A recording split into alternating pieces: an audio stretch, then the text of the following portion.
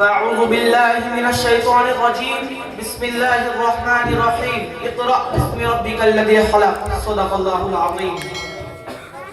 Honorable President, respected teachers and dear friends and students, Assalamu alaikum wa rahmatullahi wa barakatuh.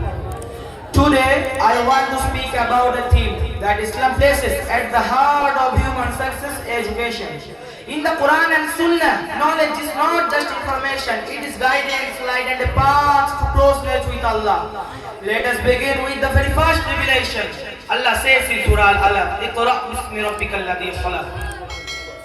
Read in the name of your Lord who created. This common read was the starting point of Islamic civilization. Islam did not start with the command to pray, to give charity or to fast. Allah further says in the Holy Quran, "Qul hal yastawi alladhina ya'lamuna wal ladhina la ya'lamun." Are those who know equal to those who do not know? This verse shows the honor given to scholars and students. The Prophet Muhammad, peace be upon him, also said, "Talabul ilmi fariidatun ala kulli Muslim."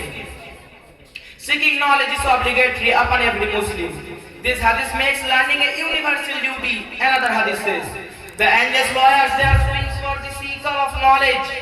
Islam teaches that through knowledge builds character. A community that neglects knowledge will always. Let us commit ourselves to the path of learning. In the Quran and Sunnah, let us commit ourselves to the path of learning.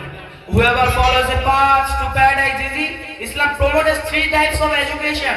Number one, education that builds character.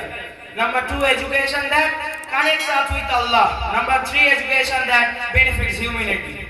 A community that neglects knowledge will all ruin. Let us commit ourselves to the path of learning. May Allah make us among to the people of knowledge. Thank you for everyone and pray for me. Assalamu alaikum wa rahmatullahi wa barakatuh.